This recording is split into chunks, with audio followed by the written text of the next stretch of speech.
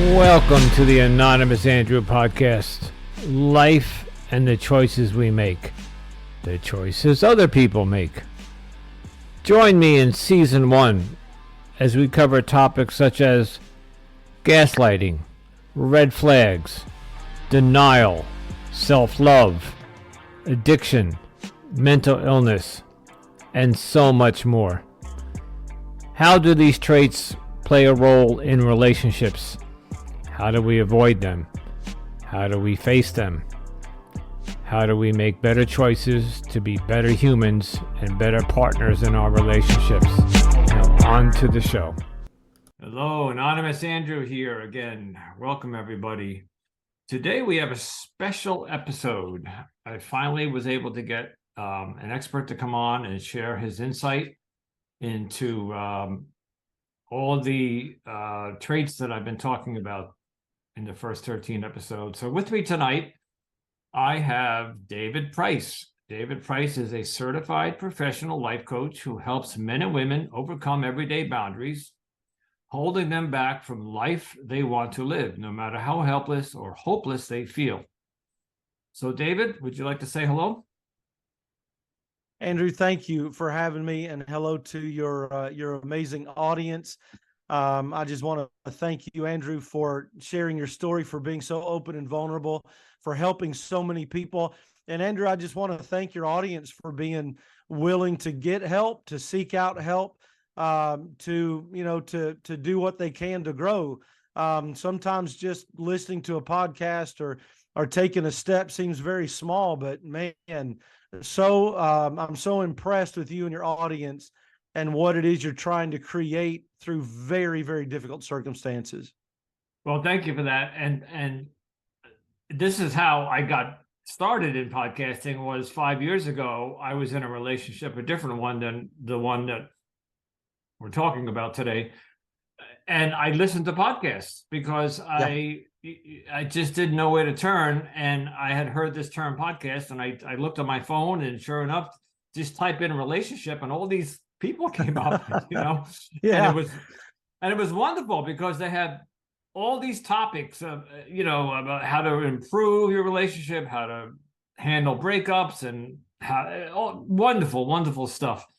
And it did help me, but I guess as time went on, that relationship ended, and then I got into another one, and that's where this story begins. And so I met this woman 2.5 years ago, and in the beginning it was all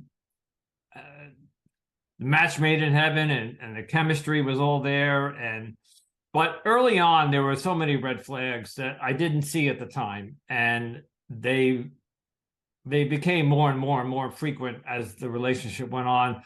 But at this point, there was a lot of gaslighting going on, a lot of deception and lying. But I was so mesmerized by her beauty and her youth. Even though she was 5 years younger than me, she didn't look at that, and I just was not thinking clearly.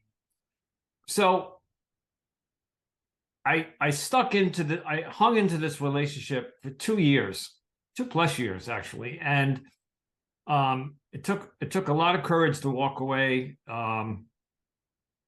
Although I'm sure she'll tell you that she's the one that walked away, but it was more of a mutual walk away. We both walked away. But David, I've started this podcast to try to understand what goes on dynamically in a relationship of this kind, and this was an abusive relationship, i.e. I being the victim and she being, from gaslighting to lying and cheating and manipulating. And then recently some terms came up that as I've been researching, things like self-love. Had I had self-love and self-worth, I would have walked away a long time ago, at the first sign of cheating. And I didn't. I stayed. And so what I'm trying to accomplish with my audience is help others who are stuck in relationships that half of them wants to stay because they're in love, and for whatever reason, and the other half, their gut, their intuition is telling them to walk away, and I've been there. I know what it's like, and I just didn't know what to do until it finally, like a volcano, erupted and it ended. So, tell us a little bit about your practice or your coaching group. Sure. So I think one of the important things I think, Andrew, to know is the perspective that I come to coaching from, and that is as a person who desperately needed coaching himself. I was for most of my adult life entirely miserable. I felt like a complete failure. I hated myself. I was about 100 pounds overweight. I slept as late as I could every day. I'm, self-medicated with, TV and other distractions. And I was a miserable human being. I have been the toxic person in relationships. I have been the victim of toxic people. And I have, as a coach, I have helped many victims of toxic people. So I can see it from all sides, but the most important side that I can see it from is the individual who is struggling just to put one foot in front of the other and not collapse under the weight of their own sense of failure and self-loathing. Because that's exactly where I was. And it kind of came to a head, Andrew, and I'll tell a little bit about my story. Whatever you want to know, I'm happy to share. I don't want to make this all about me, but the reason that my story is even important is because it demonstrates that people who are on the brink of absolute collapse can find solutions and come out of it and really be supremely happy, which I am today. And the reason is because when I was at my lowest point, so I had have a friend who had all this together a lot better than I did. And he constantly tried to help me. And as you know, Andrew, you can't help someone who doesn't want help. And he constantly reached out. He constantly tried to give me advice, and I just was not interested. And so finally I came to my lowest point, and I went to him and I said, do you have a book I can read that will help me get straightened out? And he said immediately, he said, yes, University of Success by Og Mandino, which is a compilation of various authors. I was so desperate that I bought it and I began reading it. Completely changed my life. By the second chapter, I was a different person. Completely changed my life. The biggest thing that it taught me was that I had the power to take responsibility for my life and make of my life what I wanted. I was not a victim. I was not helpless. I had the power to take control. And so I just devoured the book. That book led to a lot of other books. It led to seminars, live events, videos, podcasts. And it led to, at this point, I've spent $40,000 in coaching for myself because coaching is tremendously valuable. And so the reason I say all that is because my weight, I lost 100 pounds. I've kept it off for many years. I'm very happy financially. I'm unbelievably better off. My family is better. My marriage, my kids. I love my work. I used to be stressed about time. I felt like I didn't have enough time. Now I've got 10 times the things to do every day, but I feel like I have more time than I've ever had. So again, Andrew, the reason I'm saying all that is not to say, hey, look at me, I'm amazing. I'm not. I was as low as a person could be, but because I found the right help, my life completely did a 180. And what's beautiful about that is, Andrew, that if it could happen for me, literally, Andrew, it can happen for anybody. I was as down and out. I was as much a victim as a person could be. And all of that is different today. And so I say all that to give a tremendous amount of hope to your audience that things can get massively better when you take the right steps with the right help. And I think you'd agree with that. Oh, 100%. And here's my conundrum is there are times when we're in the midst of this abusive relationship or toxic relationship, and we know it's not good. So how would one, let's say 1 year in, you're in love and you've shared holidays together and you've met each other's families, but things start to crumble and you notice the red flags, possible affairs, or direct, they're lying to you, or they're disappearing, or they're hiding something, and you know that this is not good for you. Where would one start to pull themselves, as if like a lifeline, like where would, or like a reverse lifeline, I guess? So Yeah, that's a good way to put it. You turn to a book. It's funny you mentioned, because I read The Untethered Soul by Michael Singer. Yeah, great book. Sure. Wonderful book. And that really helped me build a little bit of confidence towards the end. But by then it was, I had been beaten and worn down. So, I'd be honest with you, I just learned the term life coach within the last couple of years. I guess this kind of practice has been around for a while, but it never dawned on me to reach out. Now I go to a 12-step program. I run a mood disorder support group, and I have a therapist. I actually have two therapists, but at the time I had one therapist. I wouldn't know to go to a life coach. So how would somebody who's stuck in this toxic, abusive relationship, and they know they need to get out, but they don't know how, what advice would you give them?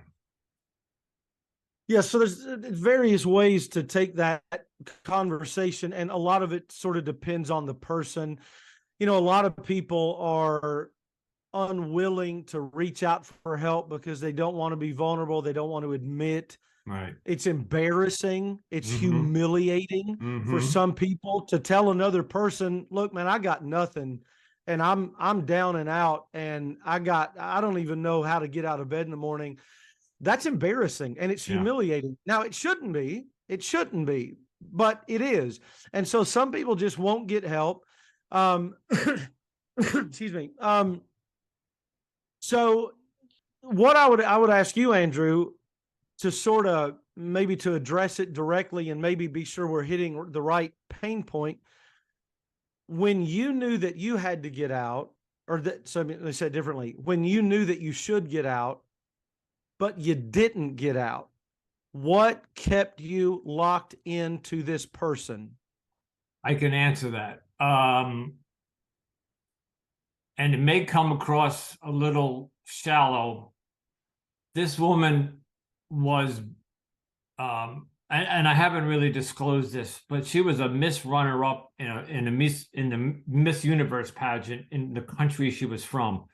So just to give you the idea how beautiful she was in a universe pageant and was a runner-up in her country. And I was with this woman and I couldn't believe it. I had hit the lottery, and there was, besides the deceptions and the lies and all that, there was a very nice side to her, beautiful side to her, charming and generous, and the passion and the intimacy was, she knew how to do it. So there's an expression that I've been using: stick with the devil you know. Right? Because 100%. Yeah. And I think that's where I was. If I leave this woman, I will never find anybody that looks like her again. I will never find anybody that blah, blah, blah, blah. And so I kept telling myself, this is the best I'm ever going to get, but I need to take the good with the bad, or the bad with the good. And that's what I think kept me in the, let's say, 1 year to 18 months when the shit really hit the fan. And but let me just say that there were a couple of times that we did break up. I had questioned her many times on cheating, and there were signs, and there were disappearing acts, and there were mysterious blah blah blah. And one statement she made to me once, when I said to her, I don't think I should tolerate, I tried to establish a boundary. And you know what she said to me? If you don't want to be with me, there are plenty of men waiting to take your place. So she was very good with her words, and she just slapped me right back down, because I said, oh, no, that's not okay. I'm good. You know, when I heard that, I was like, no. Little did I know that all those other men were probably already in her life. Right. So I think, does that answer your question? In a million ways. And so you hit several of the things that we deal with, that we have to deal with in coaching if we're going to get this thing straight. So part of it is it seems to me, what I'm hearing is your sense of worth was tied to your relationship with her. So if you lose her, so with her, you're up here.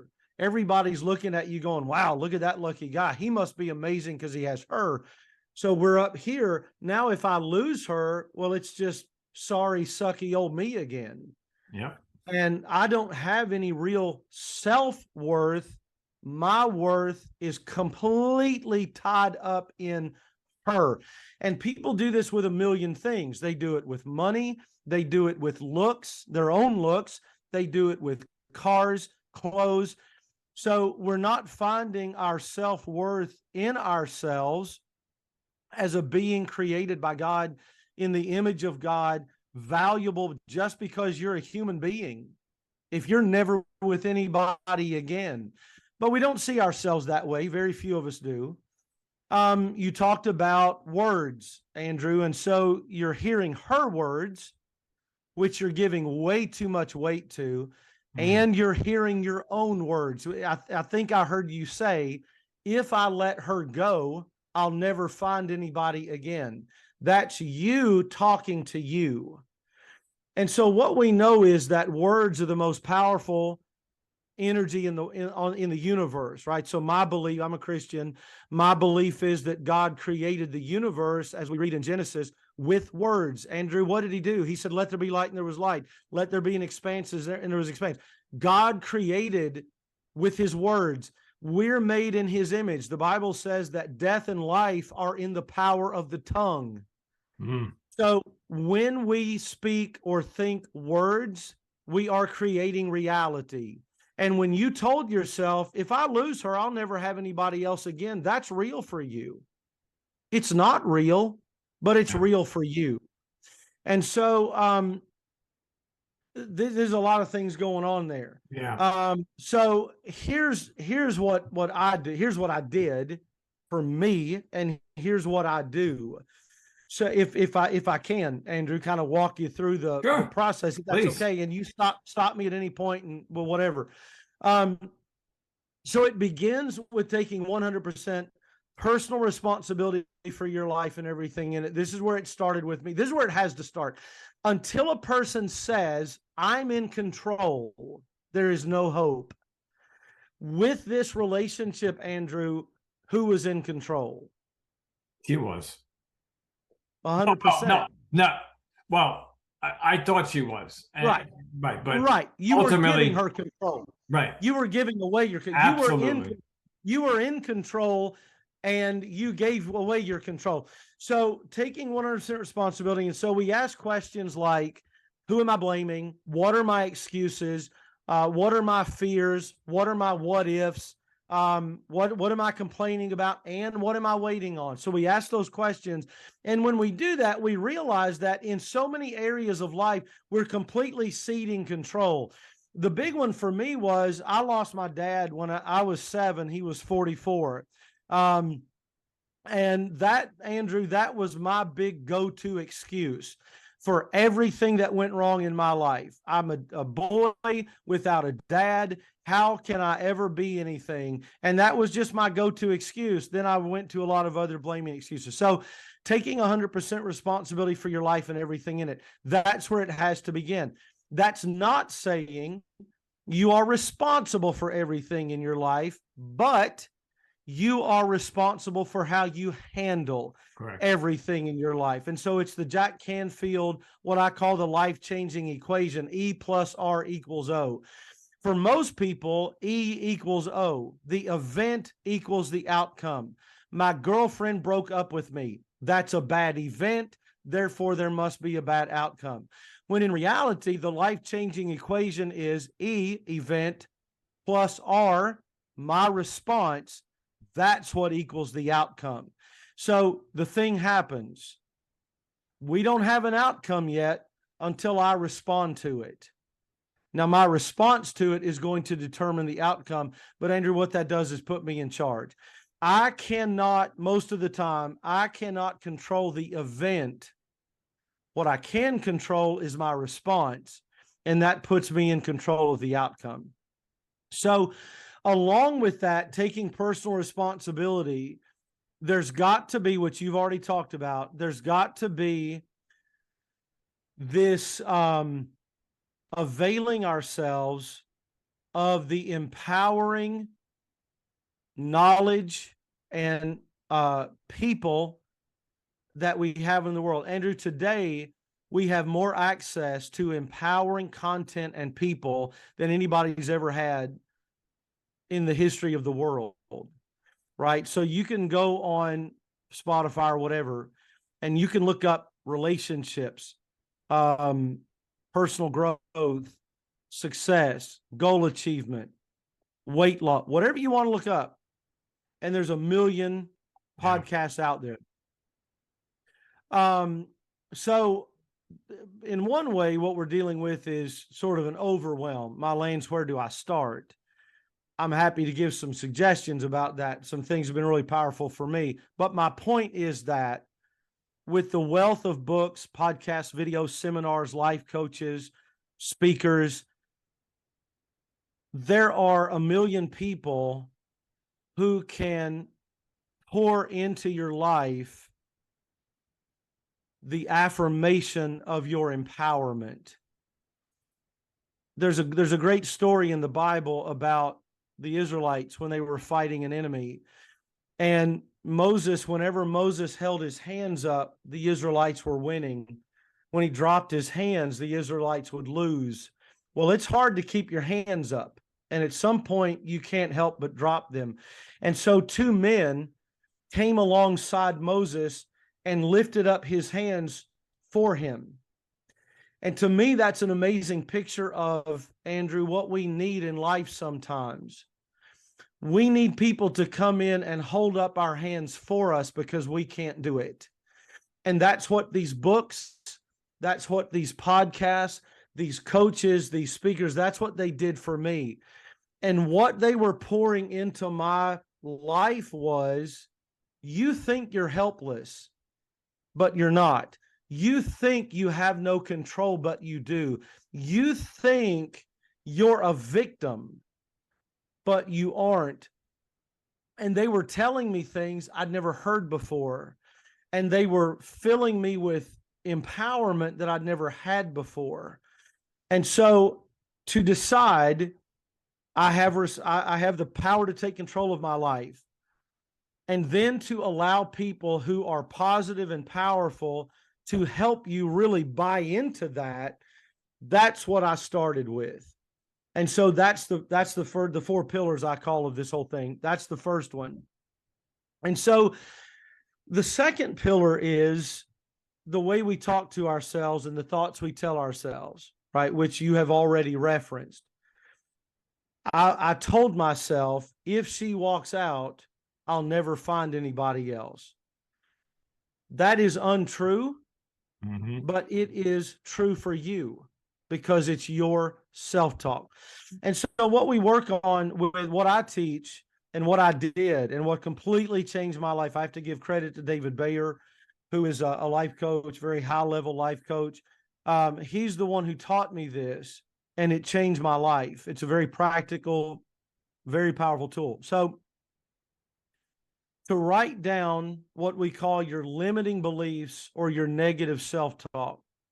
So for me, Andrew, this took an entire page to write down all the negative things I was saying about myself. I wrote them all down in one column. I can never lose weight because I've tried a million times. I never finish anything I start, et cetera, et cetera. I had a whole page. So then next to each of those limiting beliefs, you write a belief that you want to be true. So one of my beliefs was, I never finish anything I start. Next to that limiting belief, I wrote the empowering belief, I am a powerful finisher. That's what I wanted to believe. So next to that, then, we write all the evidence that we can come up with from our life or the life of somebody else to support that empowering belief. Okay, so this is taking positive self-talk a step further. Because if all we do is positive self-talk, I am thin and fit and healthy, and you're 300 pounds and don't get off the couch, your brain says you're a liar, and I'm not buying it.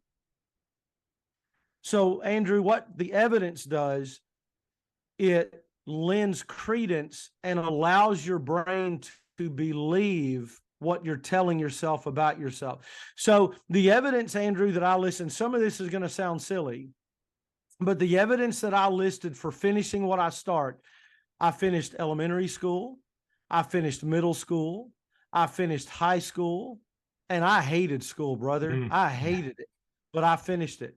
I finished some other things I can't think of the top of my head, but some other things that I started and finished. No matter how goofy they were, I would write them down. All right. So I had all those limiting beliefs, all those empowering beliefs, all of that evidence. Every morning I would get up, and a morning routine, Andrew, is so important. Yeah. So powerful. As part of my morning routine, I would read all of my limiting beliefs, all of my empowering beliefs, and all of my evidence. And then throughout the day, I would do what David Bayer calls the work. The work is when the limiting belief would arise, as it inevitably does, the limiting belief would arise, I would intentionally connect to it the empowering belief, and I would connect to it all of the evidence to support that. So when I was going through my day and I was tempted to get off my diet, and I would think, I never finish anything I start, right next to it now is that empowering belief. And right next to it in my brain is all of that evidence for all of those things that I finished, right? So to apply it to your situation, Andrew, I would suggest something that you would have done something like this, that one of your limiting beliefs was, if I lose this woman, I will never have another one. So an empowering belief would be, I am able to attract and maintain a beautiful, positive, lifelong relationship. Well, what's the evidence for that? What's the evidence that you could ever attract somebody like that? Well, you would come up with that, but one thing would be, I attracted this one. Right. I mean, good gracious.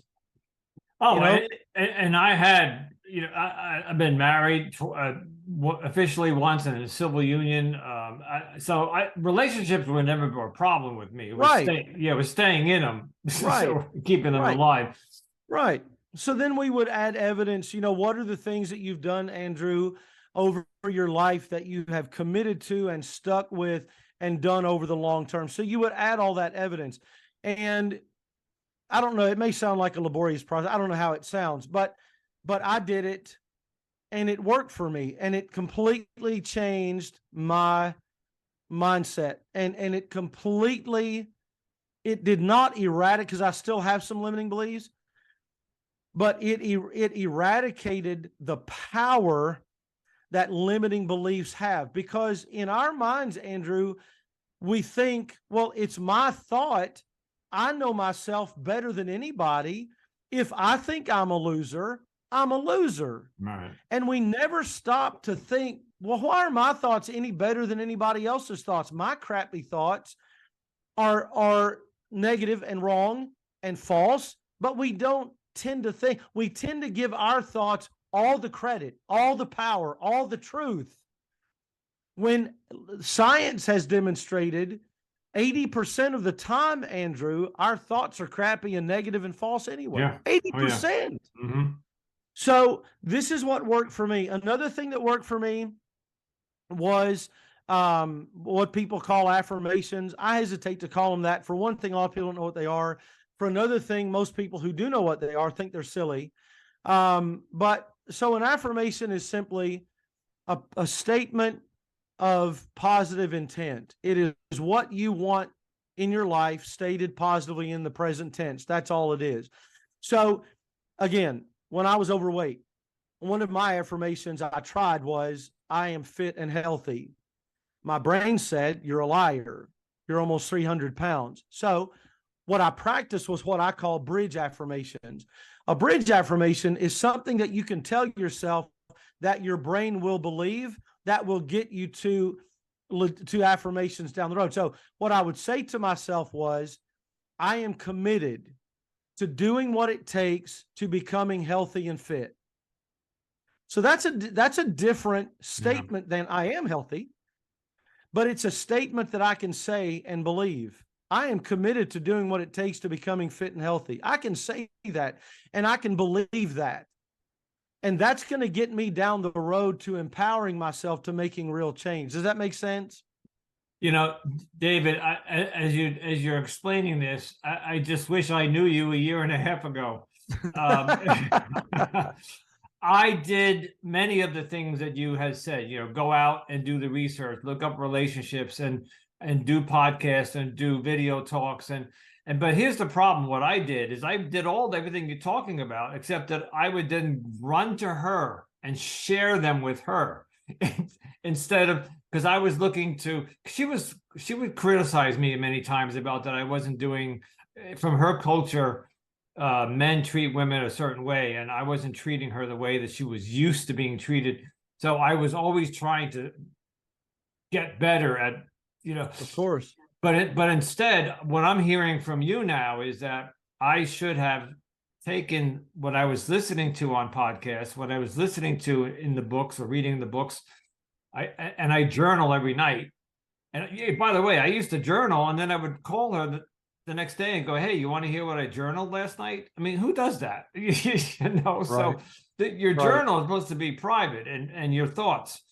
Of course, I would write, I'm going to be a better boyfriend tomorrow. And I would read that to her. So she thinks that I guess that kind of falls into the codependency realm, which we haven't talked about. But as you were talking about these positive affirmations, it brings me back to my 12-step program where we make amends and we write down our defects and our character defects. It's kind of similar. We have to sit down with a pen and paper and write our character defects, our shortcomings, our resentments. So I'm familiar with that concept of sitting down and writing. Right. So you're saying if there's something negative that you believe about yourself, like I will never find another woman like her, or I will never be happy as I am today if she leaves me, I write that down, and then next to it I write something to contradict that. Yeah, absolutely. To be the exact opposite. The exact opposite. Okay. Right. And again, what your brain is going to reject. Your brain is going to say that's ridiculous. It's never going to happen. That's the importance of the evidence. And that's the importance of making it a habit, because it's like anything else. This will not change overnight. It's not, you can't erect, but when you do it habitually, consistently over a period of time, then eventually the changes begin to actually to have an effect. It's funny, you were talking about sharing them with her. On my most recent group coaching call, I have a couple of groups. On one of them, we were talking about and one of the pillars of life change is a vision, and we'll talk about that in a moment if that's okay with you.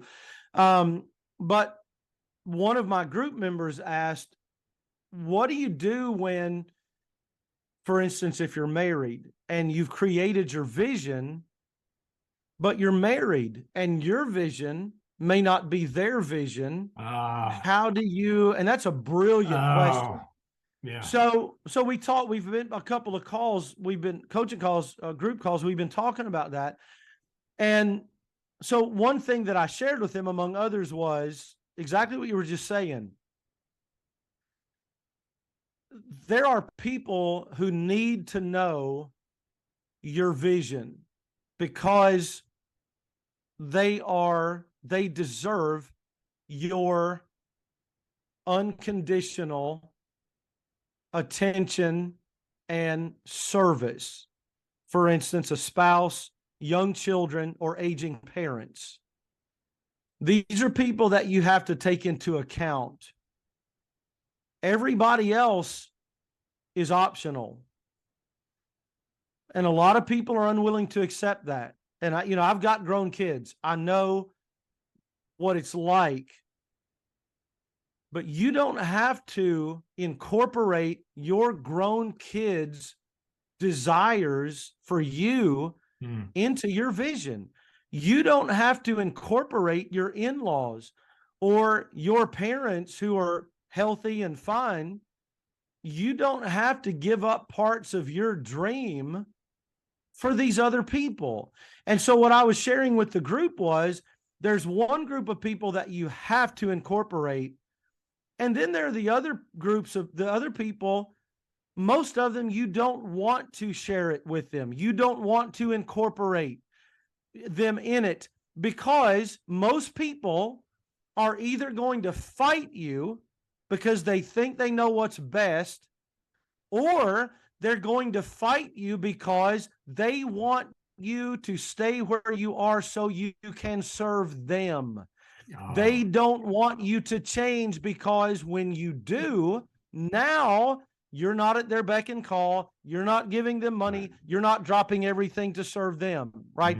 So you're right, Andrew. We do have to be guarded on who we're opening this stuff up to and who we're sharing this with, because most people, I'm sure you've heard of crab mentality. If you put one crab in a bucket, he'll crawl out. If you put two crabs in a bucket, one will try to crawl out, the other will grab him and pull him back down. Yeah, wow. And most of us have people in our lives that when we start to make life change, they're going to grab us and pull us back down if we let them, because we're serving them and they don't want us to stop. Yeah. So go ahead. And conversely, I would create a narrative in my head of, if we had, let's say, a weekend planned, or even we would sit down and discuss, we discussed our future at one point. We did get engaged. I would create a narrative in my head of how I thought it should go, but I never shared that with her. Now, in a healthy relationship, I could see where that would be a problem. In this relationship, it wouldn't have mattered, because she had her own narrative and she had her own little world. But I understand. Be careful of who you share what with whom. Yeah, absolutely, because it's a struggle enough to overcome our own negativity to create the life we want, and then we're going to add these other people in and put up with their negativity. It just makes it almost overwhelming. So a few other things we do around mindset. One thing I want to mention, my friend Bart Baggett, who's another one of my coaches years ago, he's got a book called The Magic Question, and it's brilliant. And so you're probably familiar with the reticular activating system in the brain.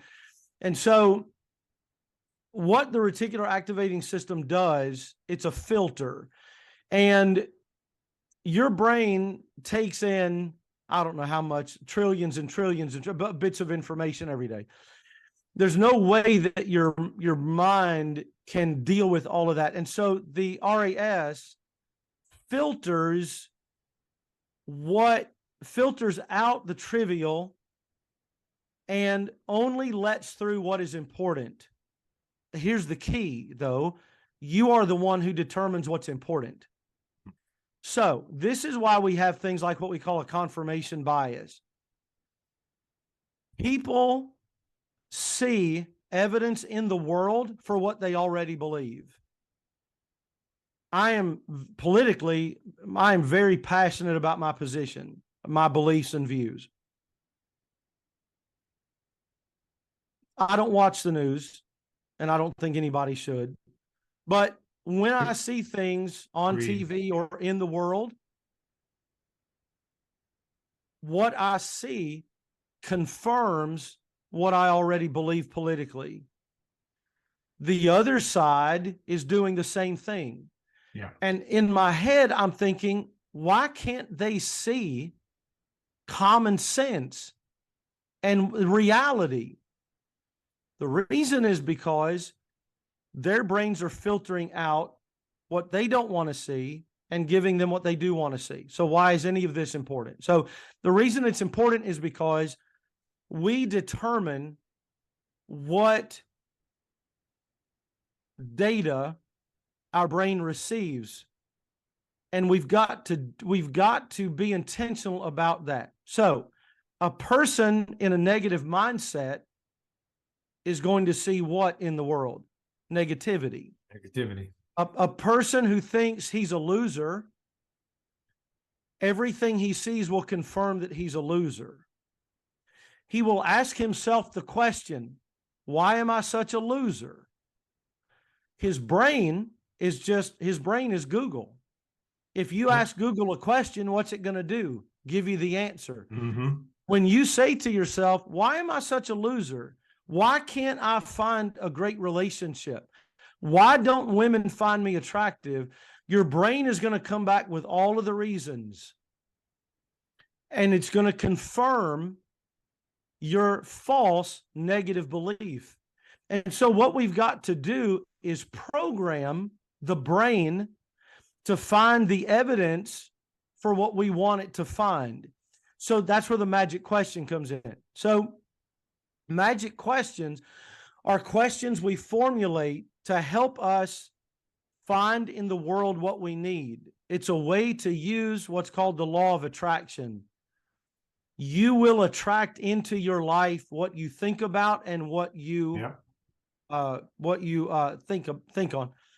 So a magic question would be something like this: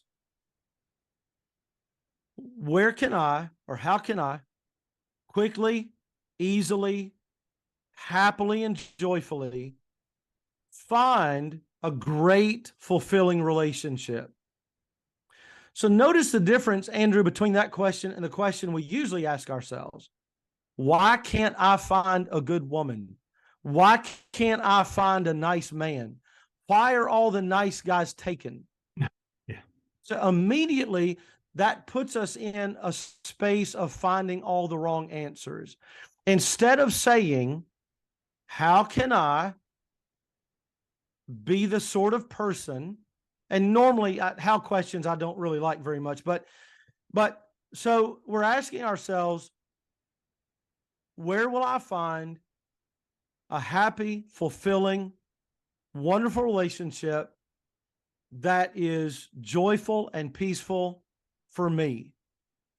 Now, what your brain is doing when you're thinking about it, when you're not thinking about it, your brain is looking out into the world and finding the bits and pieces that you need to find. And it happens. I hesitate to say this because I'm not discounting the importance of taking action, but this is why he calls it the magic question. It happens almost like magic. Yeah. That things begin to show up in your life when you are properly seeking them and when you're taking action.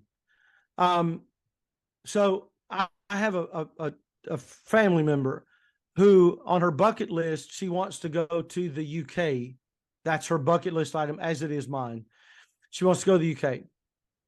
So she said to me one day, I'm just going to stop thinking about it. I'm going to stop talking about it because it's never going to happen. She has 4 very young children. 3 of them have special needs. They don't have a tremendous amount of money. So you can imagine, Andrew, a 2-week trip to the UK for her looks impossible. Yeah. You got somebody to keep the kids, money. So she said, I'm just going to quit talking about it. I'm just going to put it out of my mind. It's not going to happen. I said, listen, stop. It's exactly the opposite of what you need to do. You need to ask the magic questions. You need to dwell on and visualize your goal. You need to talk about it. Talk about, I want to go. I'd love to go. Here's what talk about it. A couple of weeks ago, Andrew, somebody came up to her. I'm getting chills thinking about this. Somebody came up to her and said, I heard you talk about wanting to go to the UK. I will keep your children for 2 weeks so that you can go to the UK. Also, by talking about it, she attracted somebody into her life who's going to pay for her plane ticket to go to the UK. Why did that happen? And I'm a Christian. I believe in God and God's work, but I'm not a woo-woo mystical, Why did that happen? Not because of some weird mystical, it happened, Andrew, because she's thinking about it. She's looking into the world for answers. She's talking about it. And as she's putting it out she put it out into the world. And so she connected to an answer and received the answer. That's how it works. But again, and I just want to mention this, and I know we're getting toward the end of our time. I know you got a hard stop. But I have to say this. Taking action is absolutely essential. Nothing happens by just sitting on the couch and daydreaming. Nothing happens by just talking about it. So, and this gets into the last 2 pillars, are designing a vision of your life the way you want it, writing it down, reading it every day. That's pillar 2. And then 3 rather. And then pillar 4 is choosing one aspect of your goal, of your vision rather. Choose the one aspect of it, the one thing that if you could accomplish that one goal would have the biggest positive impact on everything else. So for some people it's health, for some people it's stop drinking, for some people it's get out of a relationship, for some people it's make more money, whatever. So you choose that goal. The goal has to be written in proper form, which is specific, measurable, aligned, time-bound. Then you have to create an action plan. A lot of people get hung up there. A lot of people never start working on their vision and goals, Andrew, because they get stopped at the how. And they say, I don't know how to do that. And they don't even try. Right. And what I teach is we never, ever worry about how. We never, ever worry about how. Because most people think that what you do is you figure out the how sitting at a desk with a piece of paper. When you get the how figured out, then you go execute this flawless plan. And it never works that way. You come up with the goal, you write the goal out properly, you come up with whatever action you can think of, and you start today. And even if that action is the wrong action, it's going to lead you to the right actions by a process of trial and error. It's messy. You know that. Yeah. It's messy. But that's how it works. And so sometimes some people say, well, I've got my goal. I don't even know what the first step is. The first step can be something as simple as reaching out to somebody who might have an answer and saying, here's what I'm trying to do. Do you know how to do it, or can you point me to somebody who does? Sometimes it's as simple as that. But that's Andrew, that's how I did it. That's how I came out of the place that I was. That's what I teach the people in my groups. And that's what helps them to do the things that they want to do. So I know I blew through the last couple of those.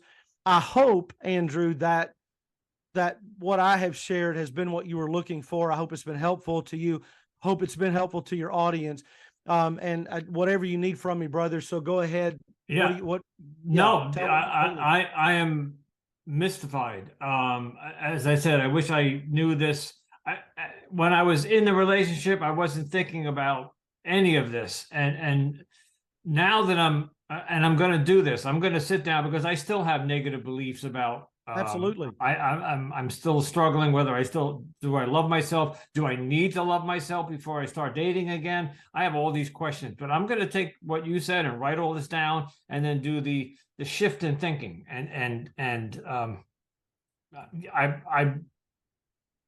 I'm loving the idea. So we're going to put down in the show notes your Facebook. This is where we met, on Facebook. So I'll put down your Facebook information, and I think you have a website as well. I don't have a website. I think maybe I shared my email with you, Andrew. Yeah. Okay. So I'll put your email down, your Facebook page. Yeah. Folks, I got to tell you, this gentleman, this is my 13th or 14th episode, and I've had only 1 or 2 guests on, but by far you have helped me see what I was missing all along. It's just a shift in thinking, and I like your explanation of law of attraction. So, David, is there anything you would like to say before you go? Anything you might have left out, or you want to add? Not really. I mean, there's a million kind of sort of granular things we could talk about, but Andrew, first of all, thank you. I really appreciate. This is your platform, and you can do whatever you want to with it, and you chose to ask me on, and I'm just super, super grateful for that. I really am. I'm so moved and empowered by your example, and what you've done with your life, Andrew, is phenomenal. What you're doing to help other people is off the charts, beautiful. And I just want to say to those who are listening, obviously, if they want to connect with me, I'm happy to connect and help in whatever way I can. I'd love to connect with anybody. But just to leave this final thought, you may well feel like that you are helpless and that your situation is hopeless, and there's nowhere to go from here. And you're in utter failure, and that's all you can be in.